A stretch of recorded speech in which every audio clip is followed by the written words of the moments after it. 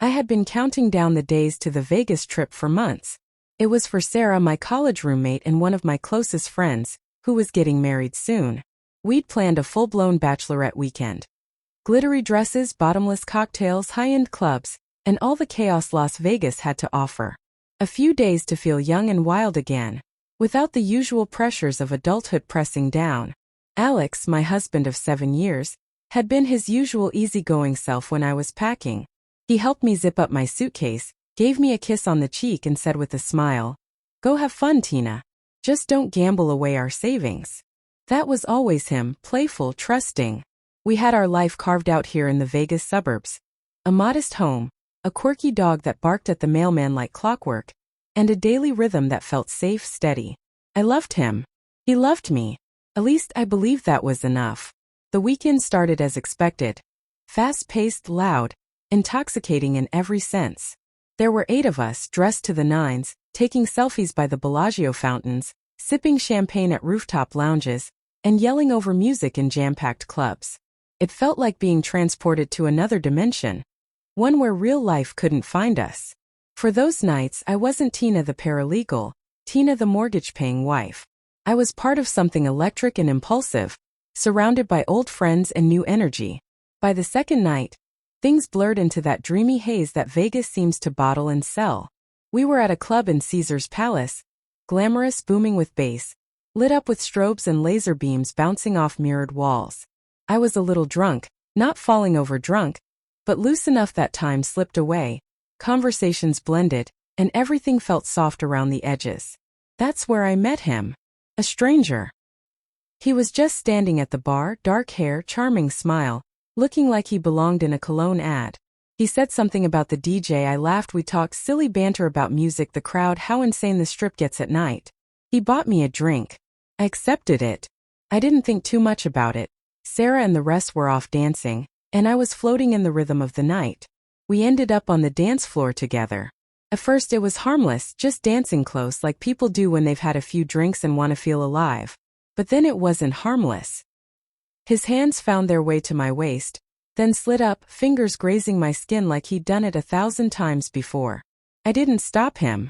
I don't know why. I was drunk. I felt invisible, untouchable. And then we kissed. Not a polite, forgettable kiss, a hot, tangled, breathless one. The kind you feel all the way down your spine. In that moment I wasn't me. I wasn't the woman who shared a bank account and Sunday morning routines with her husband. I was someone else, someone who let go. I can't justify it, but I can explain it. I felt free, reckless, like the world had pressed pause and I was floating outside of everything that mattered. It didn't go further than that. I pulled away. Some flicker of guilt or clarity snapped me back, and I mumbled something about needing to find my friends. I walked off, not even looking back at the guy, and found Sarah laughing by the bar.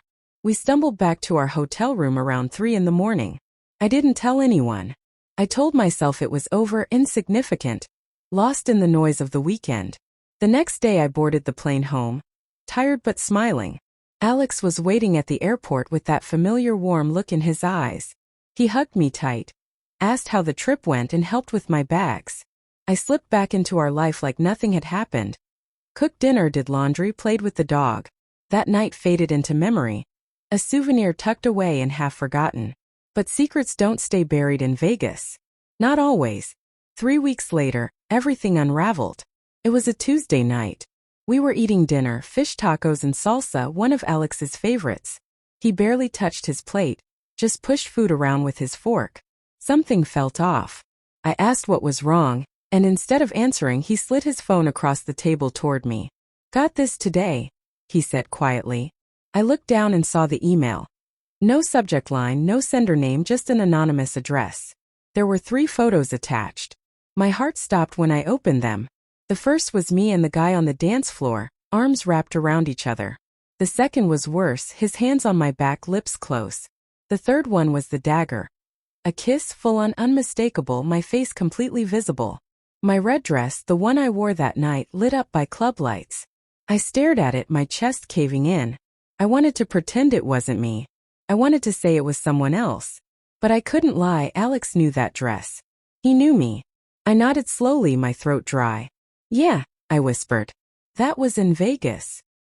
He leaned back in his chair, his arms crossed over his chest like he was physically holding himself together. Tell me what happened. So I did. Or at least, the version I could manage without completely falling apart. I told him about the club, the drinks, the guy whose name I never even learned. I insisted it was just that one kiss, that I didn't know what I was thinking, that I hadn't planned it or wanted it. It was just a stupid drunk moment, I said, trying to keep my voice steady. It didn't mean anything. He didn't yell. That would have been easier, honestly. Instead, he looked at me like I'd just spoken in a foreign language, like he couldn't make sense of the person sitting across from him. Do you really think that makes it okay? He asked, his voice cracking. Do you think saying it was Vegas somehow erases what you did? I didn't. But I had nothing else to say. Just a tangled knot of regret and shame. That night, he didn't sleep in our bed. He took a pillow and went to the guest room, closing the door behind him without a word.